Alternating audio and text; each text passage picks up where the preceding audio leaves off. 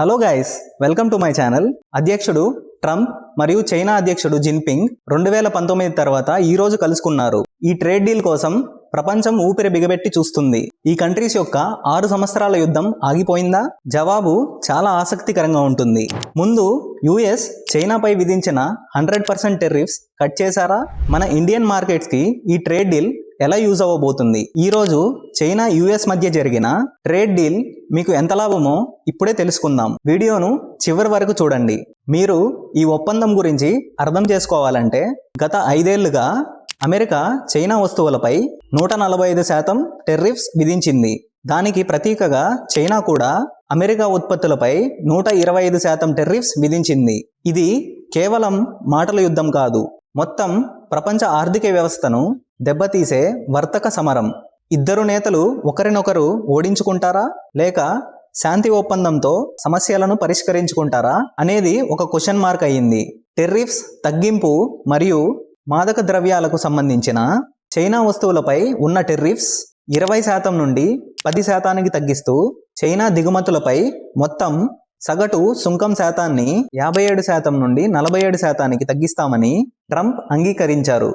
ఈ టెర్రిఫ్స్ తగ్గించడానికి main reasons ఏంటంటే అమెరికాకు మాదక ద్రవ్యాల తయారీకి ఉపయోగించే రసాయనాల ప్రవాహాన్ని అరికట్టడానికి చైనా మరింత గట్టి చర్యలు చైనా తీసుకుంటుందని అమెరికా ఈ ట్రేడ్ టెర్రిఫ్స్ను తగ్గించింది.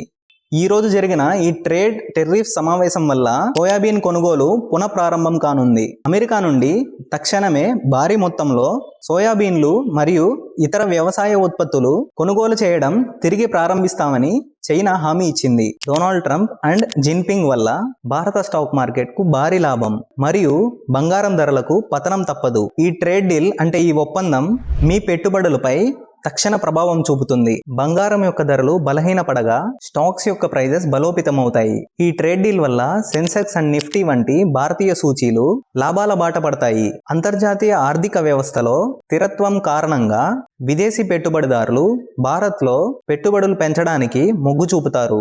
ఎప్పుడైతే ఈ ఫారిన్ ఇన్వెస్టర్స్ ఇండియన్ మార్కెట్కి వస్తారో మార్కెట్ అనేది అప్ ట్రెండ్ కి మారుతుంది అండ్ వాలటిలిటీ అనేది ఎక్కువ ఉంటుంది అండ్ ఆ టైంలో ఇండియన్ విక్స్ అనేది కూడా ఎక్కువ ఉంటుంది. సో చాలా వరకు స్టాక్స్ పెరగడానికి అవకాశం ఉన్నాయి. ముఖ్యంగా metals, real estate, banking stocks రంగాల షేర్లకు భారీ డిమాండ్ ఏర్పడుతుంది.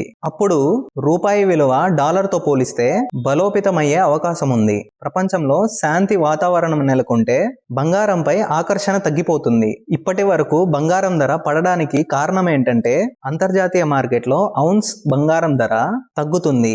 ఈ ప్రభావం వెంటనే దేశీయ మార్కెట్లోని బంగారం ధరలపై కనిపిస్తుంది. గతంలో బంగారంపై పెట్టుబడులు పెట్టిన వారు ఇప్పుడు లాభాలు స్వీకరించి స్టాక్స్ లో లేదా ఇతర మార్కెట్లలో పెట్టుబడి చేయడానికి చూస్తారు. ఈ యొక్క మీటింగ్ ముఖ్య సారాంశం ఏంటంటే 1 సంవత్సరం తాత్కాలిక శాంతి అంటే యుఎస్ కానీ చైనా కానీ ఇప్పుడు వరకు విధించిన టెర్రిఫ్ కాకుండా ఫ్యూచర్ లో 1 ఇయర్ వరకు ఏ టెర్రిఫ్స్ విధించరు. ఈ ఒప్పందానికి ఇరు దేశాలు అంగీకరించాయి. రానున్న 2026 ఏప్రిల్లో చైనాలో పర్యటిస్తానని అధ్యక్షుడు ట్రంప్ ప్రకటించారు. ఈ ట్రేడ్ డీల్ వల్ల అమెరికా రైతులకు అతి కీలకమైన లోహాలపై ఆధారపడిన పెద్ద పరిశ్రమలకు ఇది పెద్ద ఊపిరి. ఈ ఒప్పందం ఒక తుది పరిష్కారం కంటే నిర్ణయాత్మక యుద్ధ విరమణ. మీరు ఈ టెర్రిఫ్స్ గురించి ఏమనుకుంటున్నారు? కామెంట్స్ లో ఖచ్చితంగా తెలియజేయండి. మరెన్నో ఇంట్రెస్టింగ్ స్టాక్ మార్కెట్ అప్డేట్స్ కోసం మన ఛానల్ ను సబ్స్క్రైబ్ అవ్వండి. Thank you.